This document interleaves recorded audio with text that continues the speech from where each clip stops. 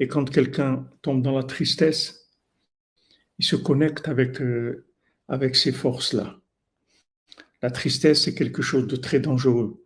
D'un côté, vous voyez, on a la Torah de Rabbeinu, qui sont les plus grands secrets qu'il y ait jamais eu dans le monde, et qu'une seule parole de Rabbeinu, elle répare notre vie entière. Donc, d'un côté, on a le médicament le plus élevé qui est. Et on voit que comment le mendiant, il la soigne, en fait, il la soigne avec la joie. C'est comme ça qu'il la soigne. Il lui donne des doses de joie. Il la soigne avec le tikkun klali, que le tikkun klali, c'est la réparation de l'alliance. Mais cette réparation de l'alliance, on va se faire avec de la mélodie. C'est ça la réparation de l'alliance.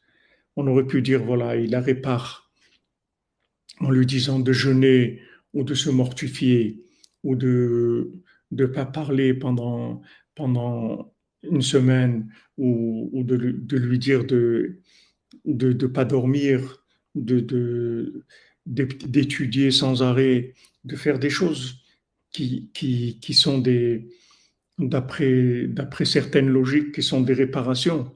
On voit que non, que maintenant, elle a pris conscience que le Satan, les forces négatives, c'est pas ça la vie. Elle veut se sauver de là. Quand elle se sauve de là, il lui tire les 10 flèches. Ces 10 flèches-là, c'est quoi en fait? C'est qu'il la rend triste. C'est ça les 10 flèches.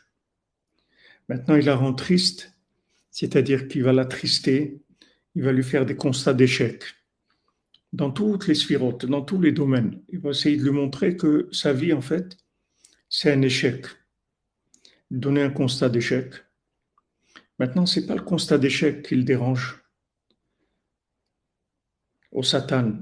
C'est pas ce qui veut le Satan, c'est le yush. Il veut que la personne, elle se décourage. Parce que selon le remède, vous reconnaissez le problème. Si maintenant le mendiant, il la soigne avec ça, ça veut dire que c'est ça le problème. Si le mendiant, il vient, il la soigne avec de la joie, la clinique de la joie, Bezat Hashem, que Hashem lui donne le souhait de la faire, de commencer à faire des séminaires au Mishkan à Ouman, des séminaires de la joie pour apprendre à être joyeux. Ça s'apprend puisqu'on voit Ravim Nachman, il développe des méthodes, comment être joyeux, comment faire semblant d'être joyeux, comment prier pour être joyeux, comment danser, comment faire des efforts physiques, comment parler de la joie. On voit que le, le, le,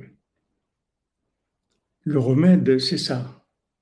Et même le septième mendiant, que Rabbeinu l'a pas raconté, il n'a même pas pu raconter tellement le monde est dans la tristesse. Il n'a même pas pu raconter le mendiant qui n'a pas de pied, qui n'a pas de jambes, parce que la danse, c'est encore un autre niveau, encore beaucoup plus avancé que la mélodie. Il y a le chant et la joie, et il y a la danse.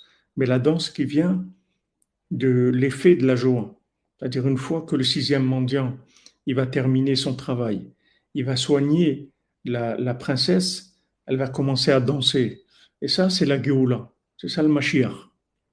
Maintenant, comme Rav Ben Nachman il dit, comme on l'a étudié dans Sasson Vesimcha, et que, et que Baruch Hashem, on a commencé avec ça, avec Sasson Vesimcha, on a commencé les shiurim de la nuit, à l'époque où il y avait le Covid, il y a 3 ans et demi maintenant, qu'on a commencé, on a d'abord fait Sasson Vesimcha et après on a fait Sipurim Asiot.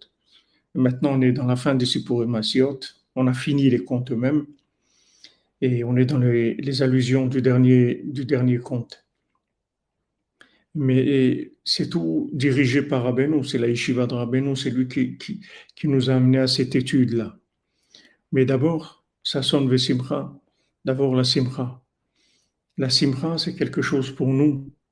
Amen, amen, Bezat Hashem. Septième Mondial Bekaro, Bezat Hashem. La simcha pour nous, c'est pas un plus, c'est pas un état d'âme intéressant, c'est indispensable pour nous.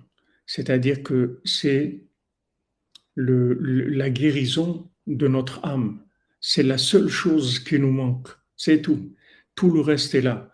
Il y a la Torah de Mashiach, elle est là. Tout est là. Pourquoi maintenant ça marche pas? Oui, merci Jean-Luc. Je vais raconter comment une fois ils étaient joyeux, comment autrefois. Echayus Mechim. Et voilà, c'est pas une option, comme vous dites. Et Rabbeinu, ça aussi, le texte qu'on a des contes dans le texte officiel, il y a écrit et s'appelle Lachem Echayus Mechim. Je vais vous raconter comment ils étaient joyeux. Mais en fait, dans le texte original, comme Rabbeinu il a dit, c'est écrit, je vais vous raconter comment ils étaient joyeux, mitoch marashora, dans la bile noire. C'est-à-dire que maintenant, ils se trouvent dans une situation qui a l'air un constat d'échec, qui a l'air un monde de fou, qui est plein de déceptions, qui est plein de haine, plein de guerre, plein de persécutions, d'incompréhension, de mépris, de manque de réussite dans tous les domaines. Et de là, il faut être joyeux. De là, il faut être joyeux.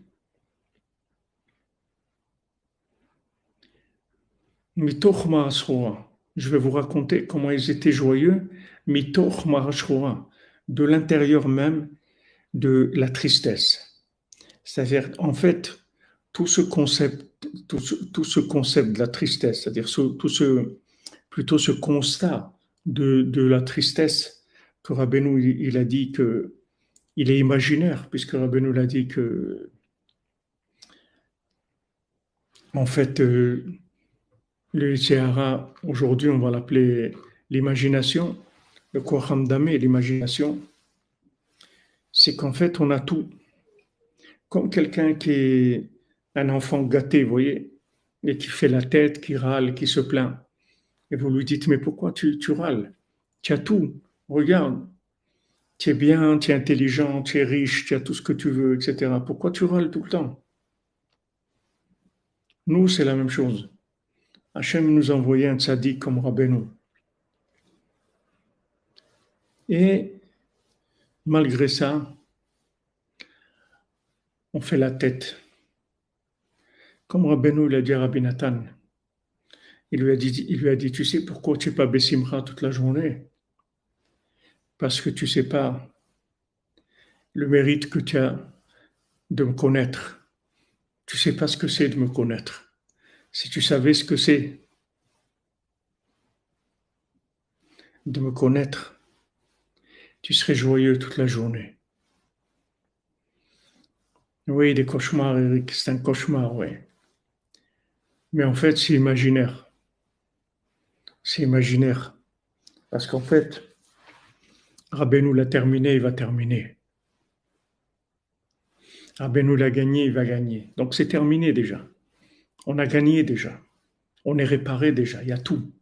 Seulement, il veut nous attaquer avec la tristesse et le désespoir. C'est la seule chose qu'il a. Vous voyez, c'est comme ça qu'il la soigne. Il ne vient pas la soigner avec autre chose. Il vient la soigner avec des mélodies. Donc, d'après le remède, vous allez pouvoir reconnaître quelle est la maladie.